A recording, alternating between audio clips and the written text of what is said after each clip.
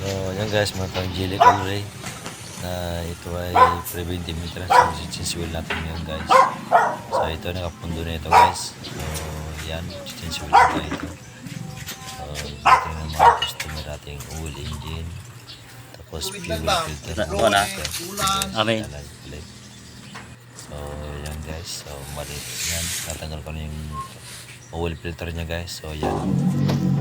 So, matagal na din ang change wheel ito guys. Ayan, so kailangan ito ay tatanggalin sa oil natin nga. So basic naman ito guys kung paano mag PMS ating jelly coloring. Ayan, so mga basic ko lamang ito guys. Ayan, tingnan mo ninyo guys kung paano ito mag change oil. So yan, tanggalin yung oil filter, yung drain plug. Ayan, so mga basic lamang po ito guys. Oo. Ito yung fuel filter niya. So bukutan na natin matagal na rin hindi natin Atay. ito guys. So kailangan natin natin yung Nana, siya rin kumatang kay... problema sa ating fuel injector guys para hindi magbarado. Kasi yun po yung sumasana sa ating fuel filter guys. Bukutan na yung fuel injector. So yan guys, so basic naman guys yan. Pili natin yung engine oil sa XP Turbo. So, 0W20. Oh, yan guys. Basic moves na yan guys. Kung paano ito i-change oil ng ating jelly coloring. So, ganyan lang guys. So, 6 liters yan guys ha. 5.6 liters ang nilagay natin sa jelly coloring. So, maitim na yan guys yung ating jelly. Ayan. So, okay na. Ito yung ating oil filter. Ayan guys. So yan, tinanggal na yan guys yung heater kasi nagmumoist daw yan guys. So ibig sabihin meron daw problema. So babalik ko na yung heater na guys na kanyang mga hose. Yan guys, maintenance.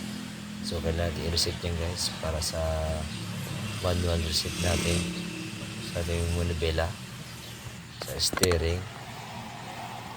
Ayan, meron naman tayo pipilitin yan guys. Ayan ang big.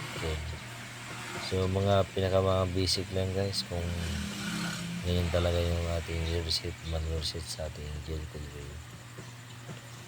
Kung mag-manual ko yan guys, dapat lumalabas na yung self-based maintenance na. Kasi pag hindi pa lumalabas yan guys, hindi nyo ma-reset yan guys ng 10,000 kilometers. Ganyan yan. So mga basic moves na yan guys kung paano ito i-reset sa oil engine nyo guys. So ganun talaga ka-basic yan guys. So magaling yan guys.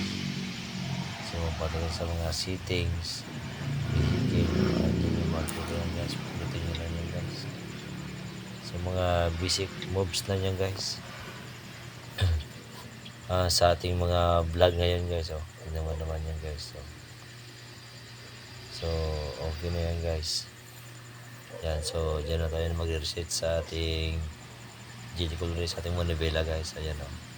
So, nakawat na ng 10,000 guys. So, ibig sabihin, remain na yan guys. So, okay na. Na-reset na natin yan guys. So, mga basic na moves yan guys.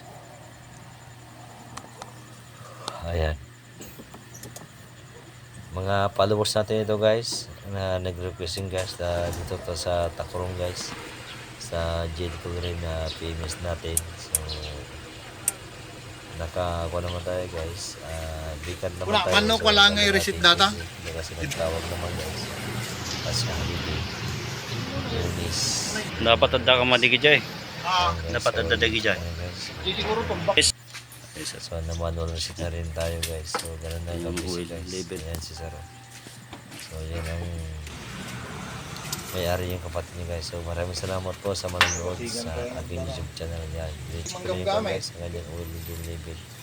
So okay na. 5.6 yan guys. So maraming salamat po sa mga manonood sa aking YouTube channel, Mario Skirts na po. Salamat sa support po guys sa aking YouTube channel. Okay. Nyati shoutout mo sir. Na shoutout mo. Salamat sir. So, maraming salamat po.